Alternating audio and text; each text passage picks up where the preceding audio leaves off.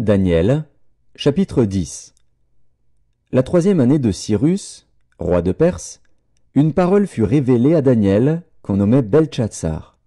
Cette parole, qui est véritable, annonce une grande calamité. Il fut attentif à cette parole, et il eut l'intelligence de la vision.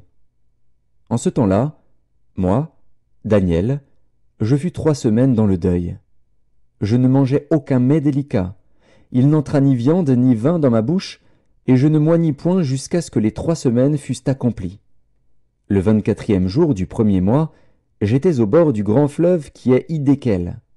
Je levai les yeux, je regardai, et voici, il y avait un homme vêtu de lin, et ayant sur les reins une ceinture d'or d'Uphaz. Son corps était comme de chrysolite, son visage brillait comme l'éclair, ses yeux étaient comme des flammes de feu, ses bras et ses pieds ressemblaient à de l'airain poli, et le son de sa voix était comme le bruit d'une multitude. Moi, Daniel, je vis seul la vision, et les hommes qui étaient avec moi ne la virent point, mais ils furent saisis d'une grande frayeur, et ils prirent la fuite pour se cacher. Je restai seul, et je vis cette grande vision. Les forces me manquèrent, mon visage changea de couleur et fut décomposé, et je perdis toute vigueur. J'entendis le son de ses paroles.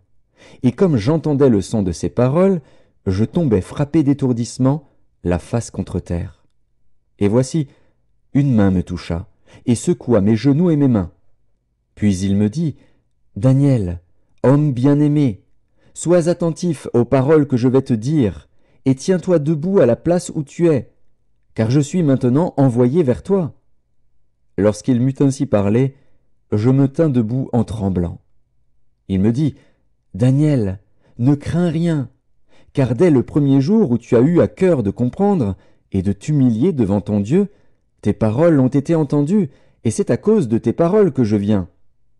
Le chef du royaume de Perse m'a résisté 21 jours, mais voici, Michaël, l'un des principaux chefs, est venu à mon secours, et je suis demeuré là auprès des rois de Perse.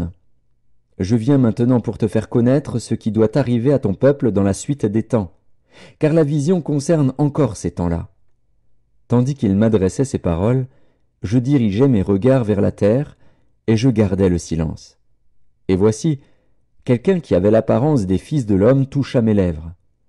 J'ouvris la bouche, je parlais, et je dis à celui qui se tenait devant moi, « Mon Seigneur, la vision m'a rempli d'effroi, et j'ai perdu toute vigueur. Comment le serviteur de mon Seigneur pourrait-il parler à mon Seigneur? Maintenant les forces me manquent, et je n'ai plus de souffle. » Alors celui qui avait l'apparence d'un homme me toucha de nouveau, et me fortifia. Puis il me dit, « Ne crains rien, homme bien-aimé, que la paix soit avec toi. Courage, courage. » Et comme il me parlait, je repris des forces, et je dis, « Que mon Seigneur parle, car tu m'as fortifié. » Il me dit, « Sais-tu pourquoi je suis venu vers toi? Maintenant je m'en retourne pour combattre le chef de la Perse. Et quand je partirai, voici, le chef de Javan viendra. Mais je veux te faire connaître ce qui est écrit dans le livre de la vérité. Personne ne m'aide contre cela, excepté Michaël, votre chef.